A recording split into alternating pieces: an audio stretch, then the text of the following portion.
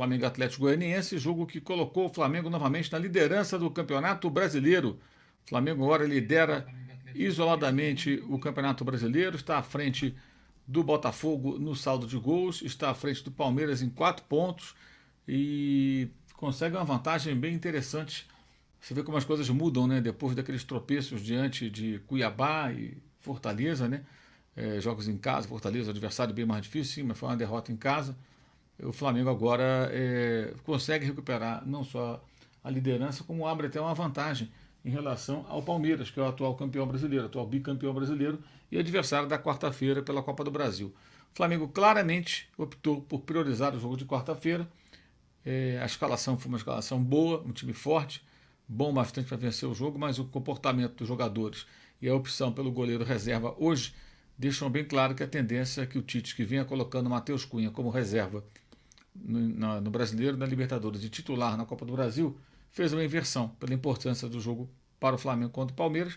O Rossi, que é o titular, vai jogar quarta-feira, tudo indica, e hoje o Matheus teve sua chance. Jogou até bem. E o Pedro forçando o cartão amarelo no final, o que significa que ele fica fora do jogo contra o São Paulo no sábado que vem, mas poderá jogar tranquilamente contra o Palmeiras na quarta e descansar para jogar na outra quarta. Então está bem claro que nesse momento o Flamengo prioriza o confronto com o Palmeiras pela Copa do Brasil, embora lidere o brasileiro e pela importância do brasileiro. Mas tem até uma vantagem, uma gordurinha, enfim. Quem me acompanha sabe, eu acho que o campeonato sempre deveria ser a prioridade, mas não é assim que funciona no futebol brasileiro. Então vejamos aí como é que vai ser o comportamento. O Flamengo vai, pelo menos nessa quarta-feira, numa situação muito mais confortável, né, do que a do Palmeiras. Palmeiras muito questionado, perdeu 3 dos seus 4 últimos jogos. A única vitória que conseguiu foi contra o Cruzeiro, muito controversa por conta de um gol anulado do time mineiro. Cruzeiro, aliás, que já aparece aí como um provável, digamos assim, candidato na luta pelo título, né? Ainda temos aí um turno inteiro a ser disputado para muitas equipes. O próprio Flamengo só disputou até agora 19 jogos contando o de hoje, tem um jogo atrasado do turno contra o Internacional, o Inter tem 15 jogos, outras equipes como Fortaleza, o próprio Cruzeiro só fizeram 19 partidas, então você tem aí uma quantidade grande de times que ainda vão fazer um turno inteiro, 19 jogos, outros têm aí 18 jogos, enfim, de uma forma ou de outra, e outros mais ainda, caso do Internacional, por exemplo, mas de uma forma ou de outra são muitos jogos ainda a ser disputados, muita coisa vai acontecer, e claro que o campeonato ainda permite que times que não estavam ainda aparecendo como candidatos ao título lancem, digamos assim, suas candidaturas a ganhar o campeonato de 2024. Santana, o Anderson Tavares ganhou, mas não convenceu. Pô, Anderson tá muito exigente, cara. Teve um momento ali que o Atlético até ameaçou, mas ganhou sem fazer tanto esforço, né?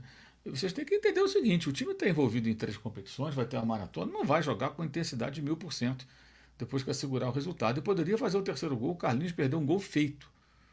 Ainda teve uma terceira chance ali. O Gerson jogou muito, o Alisson Soares elogia aqui, eu concordo. Grande atuação do Gerson, está muito bem, sem dúvida alguma. Liderança técnica e também personalidade, liderança mesmo. Aí o Marcinho 73 rebate o Anderson, fala que sério que tem gente com esse papo de que ganhou e não convenceu. Agora vem a sequência complicada, o time fez o resultado e visivelmente controlou o jogo. Exato, tem gente que acha que todo jogo vai ser intensidade máxima e tentativa de aplicar goleadas históricas. Não é assim, sabe? Não é assim.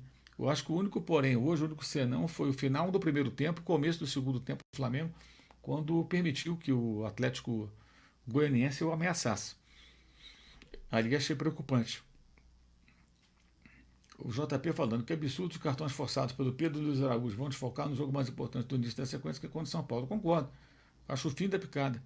Fim da picada. Forçar cartão amarelo para não jogar contra o São Paulo. Quando você vai ter um jogo contra o Palmeiras, depois o São Paulo e depois o Palmeiras. O mais importante é o São Paulo, que é do brasileiro. Palmeiras é a Copa do Brasil. Enfim, é uma distorção típica do futebol brasileiro, né? Isso aqui acontece e todo mundo acaba se curvando a isso. Falta coragem também para tomar certas posições, né, nos clubes de futebol. O Renan Portela, vitória, liderança, devendo o jogo. E Rebeca Andrade, do Flamengo, classificada para a final. Preciso aplaudir o que fazem Pedro e Gerson no Brasileirão. Sem dúvida. O Gerson jogando muito, o Pedro jogando bem e fazendo muitos gols. O José Bernardo Nóbrega também elogiando o Gerson e lamentando que a bola do Carlinhos não entrou. Eu achei, meu caro José, que o Carlinhos foi um pouco displicente, né? Ele chutou fraquinho, assim, tipo, é gol. Se ele enche o pé, ele faz o gol. Aí ele chutou fraquinho, o goleiro não desistiu. O menino lá, o Pedro, ele se atirou na bola e fez a defesa. O Alverne Paiva também fala do Carlinhos. O Alisson insiste aqui, você vê a Copa do Brasil, Libertadores, muito bom, mas ele quer mesmo o Brasileirão. O canal Lobo falando, o que foi isso do Maracanã? Gostaria de sua opinião sobre o que houve. É um estádio de beisebol. Não entendi, o canal Lobo, o que você quer dizer? Seja mais específico, né? Você faz uma pergunta, mas não tem o conteúdo da pergunta, você quer que eu responda sobre o que, afinal? Não entendi a sua pergunta. Wanda Rebelo, vi muito pouco do jogo por causa das Olimpíadas e tal. O JP também aqui falando, já falou desse assunto. O Nick falando da rodada perfeita para o Flamengo. O Eric Guilherme falando que falta da mais intensidade. Eu não acho que é uma falta de intensidade, falta controlar o jogo em momentos que o adversário, inferior tecnicamente, se lança ao ataque, começa a criar situações e o Flamengo concede espaços, passa sustos. O Sharon cabeceou uma bola sozinho dentro da grande área, que o goleiro Matheus Cunha defendeu no começo do segundo tempo. Não dá, cara, para permitir uma jogada daquelas. Aí é atenção, concentração, entendeu? O Alisson acha ainda que quem sair da disputa da Copa do Brasil entre Flamengo e Palmeiras aumenta muito as suas chances do Brasileirão. Ele fala, triste, absurdo, mas é verdade. Isso não é uma situação só aqui do Brasil também, é bom frisar. Isso acontece no mundo inteiro. Também times que jogam a Copa, na Europa, né? A Copa do país, o Campeonato Nacional com chance de título e jogando o Champions League, por exemplo, também se vêem nessa situação. É comum isso acontecer. A diferença é que lá eles deixam muito claro que a Copa não é prioridade. Quando chega numa semifinal, numa decisão, evidentemente, trata-se de outra forma, porque você está muito perto de um título, mas em condições normais as Copas são tratadas como secundárias. É um título, é relevante, é legal ganhar, mas não se poupa jogador, mesmo contra adversários importantes, tá? Times grandes contra times grandes. Não se poupa jogador no Campeonato Nacional, na Champions League, para jogar a Copa de país. Ninguém faz isso. A não ser, sei lá, quem prioriza são times menores. Vou dar um exemplo.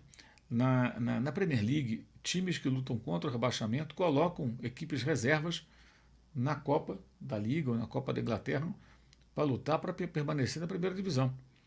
E já me lembro de casos de times, por exemplo, teve uma ocasião que o Wigan estava na segunda divisão lutando para subir.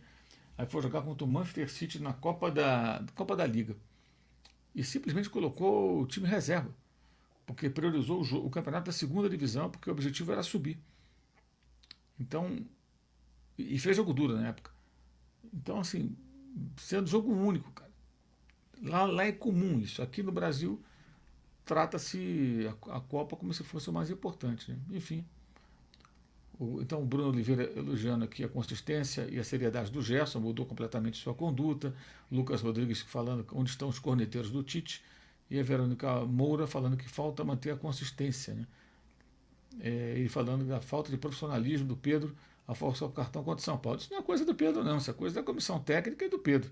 É dos jogadores com a comissão técnica. Isso é definido antes. O jogador não define isso sozinho. Eu achei o fim da picada também.